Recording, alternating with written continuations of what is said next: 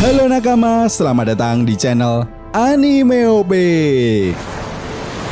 Yes, akhirnya manga One Piece chapter 1072 sudah dapat dipastikan akan rilis di minggu depan. Tentu saja manga One Piece chapter 1072 menjadi chapter yang sangat dinantikan oleh para fan One Piece. Bagaimana tidak, chapter 1072 nantinya akan memberikan banyak sekali kejutan yang akan dihadirkan oleh Oda Sensei. Apalagi seperti yang kita tahu, petualangan kelompok bajak laut topi jerami di Pulau Egghead tentunya akan membawa sebuah perubahan besar bagi dunia One Piece. Pasalnya salah satu karakter yang berperan penting bagi kemajuan teknologi yang ada di dunia One Piece kini justru menjadi sekutu dari kelompok bajak laut topi jerami. Tentu saja jika nantinya kelompok bajak laut topi jerami berhasil menyelamatkan dan membawa Dr. Vegapunk pergi dari Pulau Egghead, maka sudah sangat jelas pihak pemerintah dunia benar-benar harus mewaspadai munculnya arus gelombang pertempuran besar di dunia One Piece yang akan menjatuhkan hegemoni yang telah dibangun oleh pihak pemerintah dunia sejak ratusan tahun lamanya. Selain itu, satu hal yang tidak bisa kita lupakan, saat ini kelompok bajak laut topi jerami yang telah berhasil mengalahkan Yonko Kaido dan Big Mom menjadi kelompok bajak laut yang selangkah lebih maju untuk mendapatkan harta karun One Piece. Tentu saja apa yang dilakukan oleh kelompok bajak laut Kurohige terhadap kelompok bajak laut Hati menjadi sebuah bukti nyata. Jika Kurohige telah berhasil merebut salinan Road Poneglyph yang dimiliki oleh kelompok bajak laut Hati, maka bajak laut Kurohige akan menjadi bajak laut yang selangkah lebih maju untuk mendapatkan harta karun One Piece dan menggantikan posisi dari bajak laut Hati. Begitupun seterusnya. Dengan kata lain, kelompok bajak laut topi jerami dan kelompok bajak laut Kid akan menjadi target utama dari para bajak laut lainnya yang memiliki tujuan untuk mendapatkan harta karun One Piece. Dan inilah yang akan menjadi sebuah pematik awal dimulainya sebuah pertempuran Battle Royale yang dikatakan oleh Oda Sensei pada acara Jam Festa kemarin. Nah, dari beberapa poin tersebut, apabila kita melihat kejadian yang menjadi sorotan di chapter sebelumnya, ada sebuah clue atau petunjuk mengenai kejutan besar yang akan terjadi di chapter 1072. Lalu akan seperti apa kelanjutan keseruan petualangan kelompok bajak laut topi jerami? Dan kejutan besar apa yang akan dihadirkan oleh Oda Sensei di chapter 1072? Well, tentunya ini sangat menarik untuk kita bahas bersama. Oke, namun sebelum masuk ke pembahasannya, jangan lupa like video ini ya bosku, sebagai dukungan kalian semua untuk channel ini ke depannya. Nah, jika sudah, terima kasih banyak dan mari kita mulai.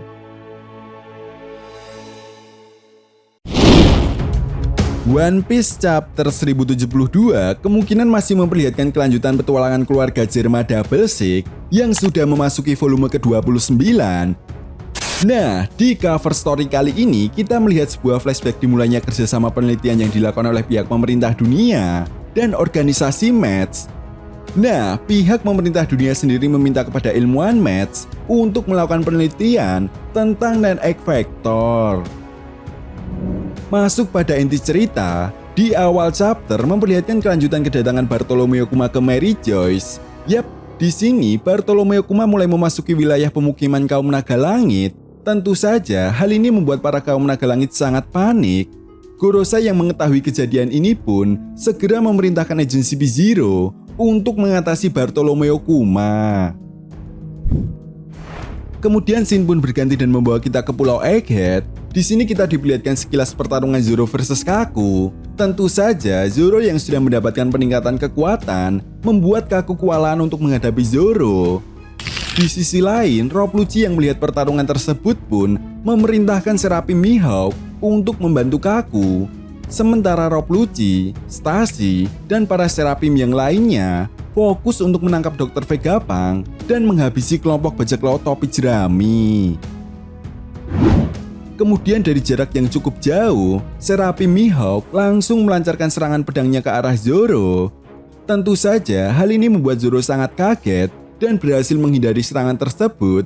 Zoro yang merasa aneh bahwa bentuk Seraphim ini sangat mirip dengan Mihawk, kemudian terkejut ketika melihat pedang yang dibawa oleh Seraphim Mihawk sangat mirip sekali dengan pedang Yoru yang dimiliki oleh Dracul Mihawk.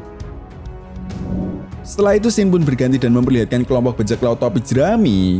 Nah, Vegapunk Saka yang menyadari bahwa rombongan agensi B-Zero yang mulai bergerak untuk mengejar mereka, kemudian memerintahkan kelompok bajak laut topi jerami untuk segera pergi dari ruangan laboratorium untuk segera membawa Dr. Vegapunk ke tempat Vega Force One berada. Sementara Vegapunk Saka berniat untuk menyelamatkan Sentomaru.